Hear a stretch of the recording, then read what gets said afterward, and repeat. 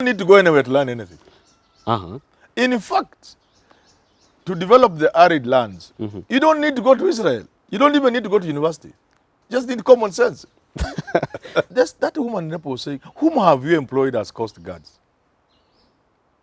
To you, country, it's just a job like any other job.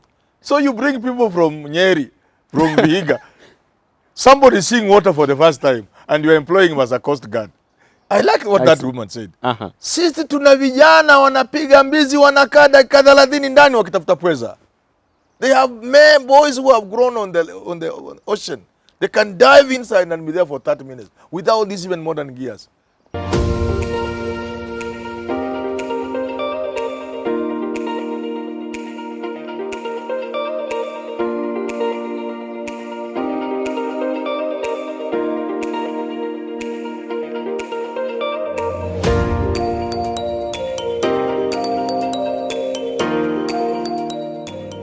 And you're just in time for yet another edition of Business Glide here on Herman Manyora's channel. My name is Richard Mwenja. Now, counties in the arid and semi-arid lands, commonly referred to as ASAL counties, continue to come under the threat of severe drought and biting hunger. Now, these counties, despite having an allocation of 177.9 billion according to the County Allocation Revenue Bill of 2021, they are yet to thrust the economies to the international stage. And for them, it's definitely worth saying that a disaster is looming on the horizon. How can we give them a new lease of life, these very economies? To dissect into this conversation, I'm joined by none other than renowned public scholar Herman Manyora. Professor, welcome on set. Thank you, Richard. All right. Last week we saw the University of Nairobi dispatch a cohort of 200 students to Israel to learn on desert arid terrain agriculture. Now, such initiatives haven't been taken up yet by the government. It's the institution that is taking the students aboard. Is it a case of us having less extension services, say ADCs, agricultural officers in ASAL counties, so that at least we can put the arable land in arid counties under productivity? All these things have been there. Government has done them, has trained people, has policy papers. The University of Nairobi has been doing this. We have a huge farm in Kibwezi, arid land farming. We have had contact with Israeli and other. These things have been there for like ages. ADC you are talking about was there, I don't know how many decades ago. All right. But you can see when the farms were grabbed. But if you are to address productivity of ASAL lands, many are proponents of the government taking up such students who have benchmarked in Israel, where 90% of the country is in the arid terrains, and give them jobs and probably post them in the ASAL counties. But we fear that they may end up in the streets, graduates with massive knowledge, but not yet put into maximum use. That is your country. How do you turn that situation around? When you say people can go and come back and roam the streets, it reminds me of a case where Kenyan nurses and other medics volunteered to go and deal with Ebola in West Africa. Can you imagine Ebola? They went. Most of them were not working. When they came back here, they were on TV saying they were jobless. In fact, one of them had been my student, jobless. Instead of government taking this team as a contingent team, as a commando team in the medical world, look, so I would not be surprised if those fellows come. But do you think there's anything they are going to learn there which people don't know? What is it Israel is doing that people don't know today? The world has become so small, you don't need to go anywhere to learn anything. In fact, to develop the arid lands, you don't need to go to Israel. You don't even need to go to university. Just need common sense. All right, that's a new one from Professor. Now we see, if we are looking at revitalizing the productivity of these very lands so that to spur the economies at the county level, water seems to be the goose to lay the golden egg here. Yet water itself is a public resource which is under the national government, but its distribution and delivery is under the devolved governments. Why have we dragged our feet in terms of addressing this subject the best we can? Yeah, many people have complained that while water is devolved, the huge dollar, the huge projects are retained at the national level. So to what extent then have you devolved water? When all these mega dams, the billions of shillings with dams, and the big irrigation schemes are held at the national level. But again, you must want to ask yourself, how much can our small units called counties, how much can they handle mega projects. All right. Yeah. Sticking to that context, we have seen the government launching projects such as the Loat Dam in Turkana, the Radat Dam in Baringo. All these are arid counties, ASAL counties. Now, however, we've seen them take so much time under procurement, years and years, and residents right now are feeling that they might suffer the same fate of Aror and Kimwarere Dam. Do you read from the same script? Yeah, because you see, I've told you repeatedly, these projects are meant for eating. No dam can cost the money we are told it costs. What is a dam? You don't even need an expert.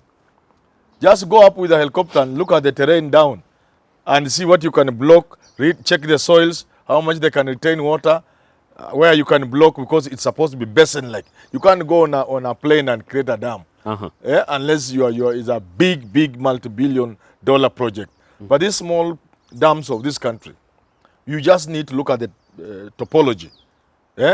And then say, okay, if you block there, tractors go here, you create this basin, and then in goes water when water is flowing from the rain, from the small rivers to sustain it. So it's really not anything serious. But, you know, like I've said before, all these things are done for people to make some little money. I see. Governors for the ASAL counties have come forward and say they need more allocation from the government towards addressing these challenges. But if you look at cases such as Wajir, we have seen massive resource endowments that are not tapped yet. Talk of gum arabica and other vast resources that will definitely pass for shrubs. If you walk past, you see gum arabica, not yet tapped. However, the main challenge here is the case of middlemen. People exploiting the young residents who go there, tap it, but they buy from them with a cheap price, yet in the international arena, they are sold for really high prices. How can county government, say for Wajir and the rest, come and rescue such locals? Yeah, you see what countries that have developed, they develop region by region. You don't have a global blueprint for the entire country. You focus on regions, you know, and say within this region, what potential does it have? And the modern thinking in the 21st century must go beyond the traditional resources that we know. We must go beyond the minerals and such. There are other things like you are saying within the locality. Even shrubs that have value for medicine. True. You know, dry areas can be very good for honey. Absolutely. Beekeeping. So we need to move out of the traditional approach to resource identification. That the resources need not be the ones we have traditionally known. There are new things. Look at your environment. What is there in that environment that you can tap? Yes. All right.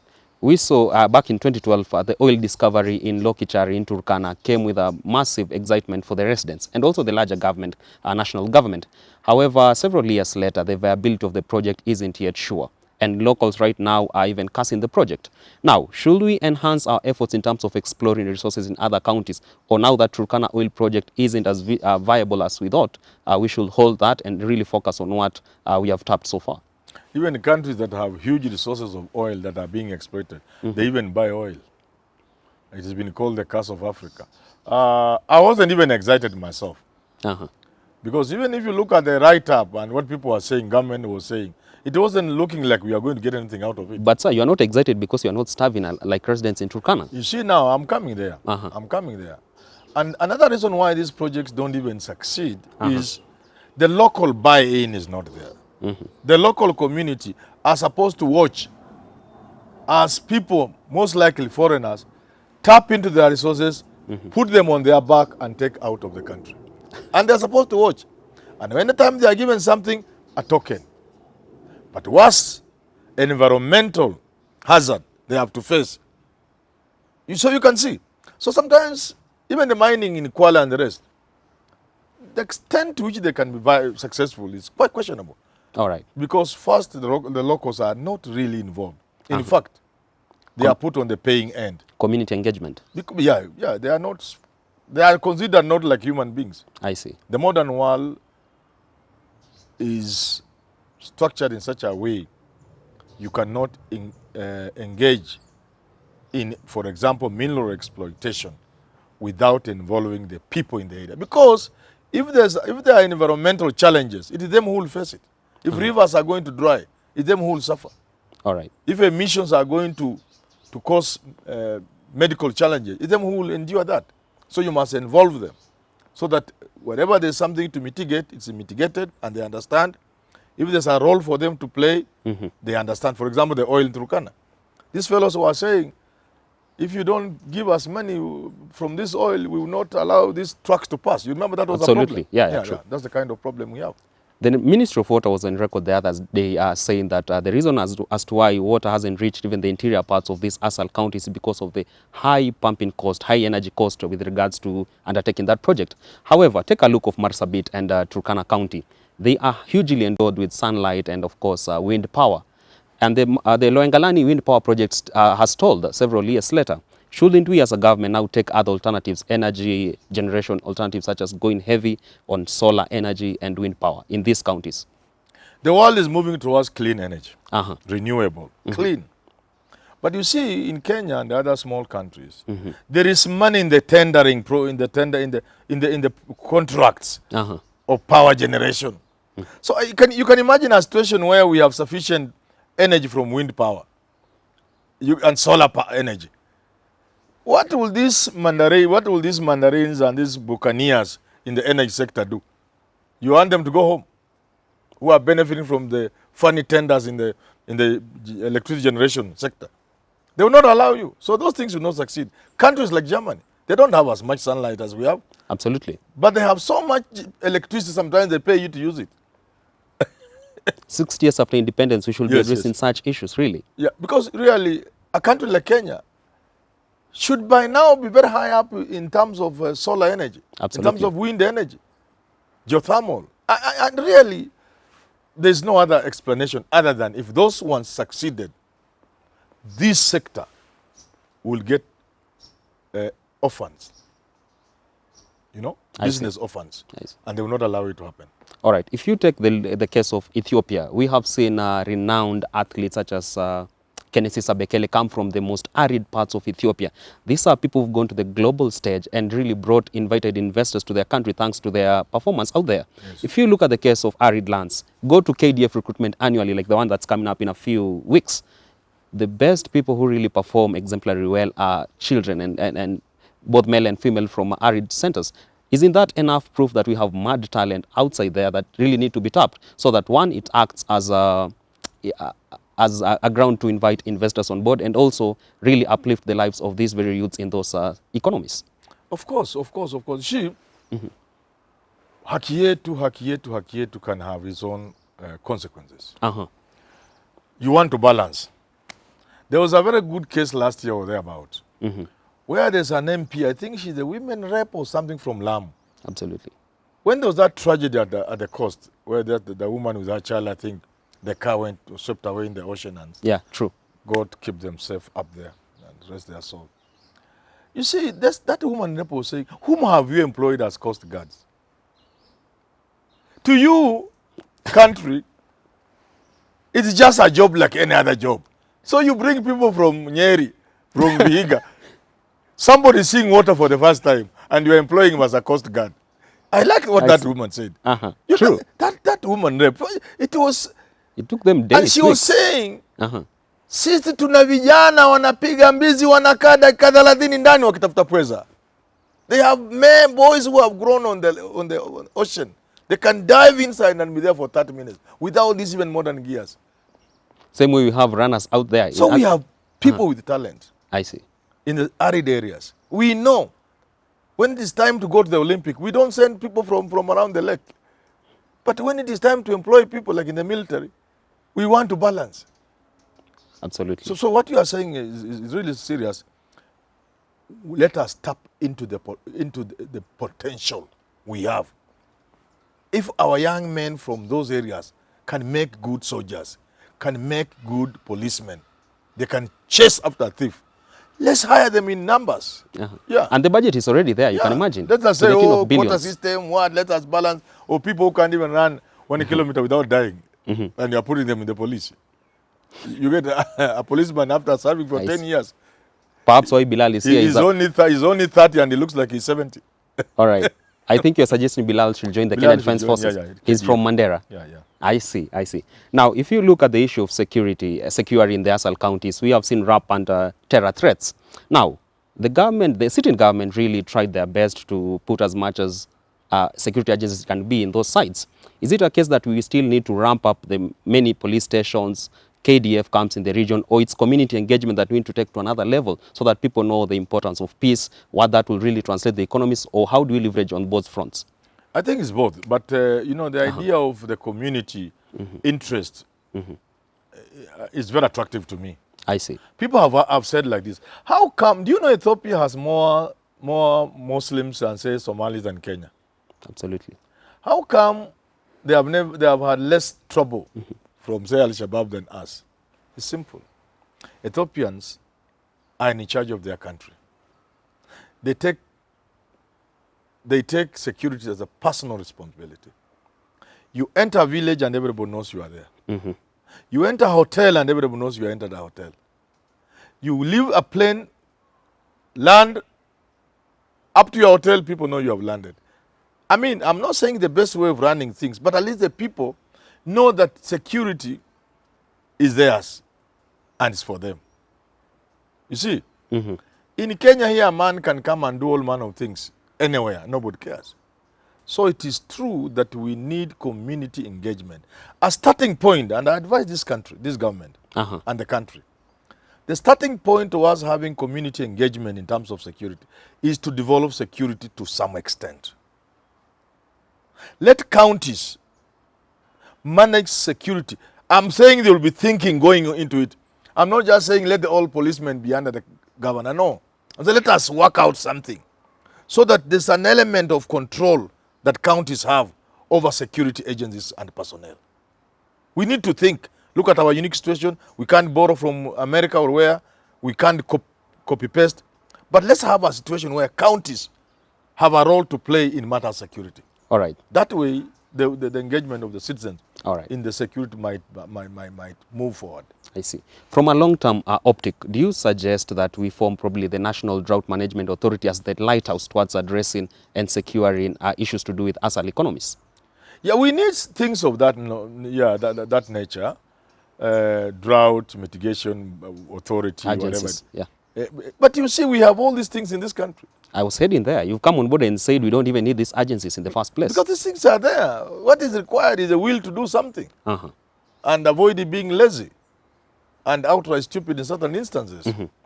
This country requires a lot of common sense in many things. And where common sense is not sufficient, we enter into big thinking. But above all, the will to want to do something for this country. If you are a leader, your objective must be to change this country. All right. From whenever you are leading.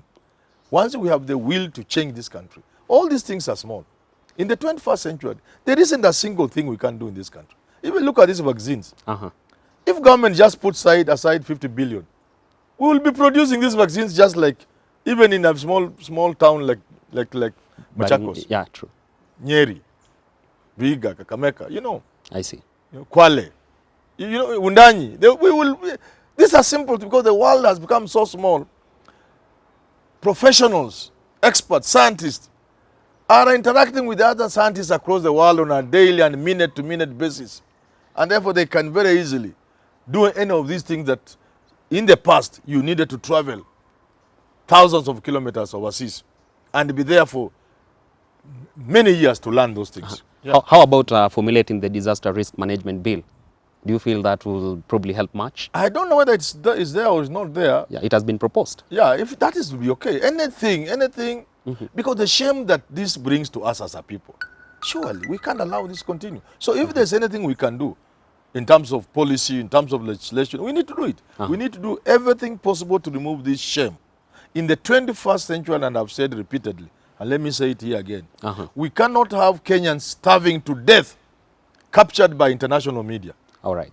Featuring a Kenyan on TV, CNN, dying from hunger in the 21st century. We can't allow that. All right. Well, that has been the views of continentally acclaimed public scholar Herman Manyora with regards to issues on securing and also ramping up the productivity of economies in the ASAL counties. But as is our norm here, before we leave, we give our credits due to our fan of the week. And today we go to Nairobi here, a guy by the name of Chris Wachie. Sir, please. Chris Wachie, haujambo. Thank you for watching us. Thank you for being our fan. Continue and ask others to watch and subscribe. Thank you very much, Chris. All right. All right. Well, it goes without saying that if we are to build resilience in these ASAL counties, as a government and as Kenyans at large, we need to think of having development being done with the people, and not just development for the people, but development with the people. With this in the picture, we will see us walking out of this national disaster that is looming in the economies of ASAL counties. Until next time here on Business Glide, my name is Richard Manyora.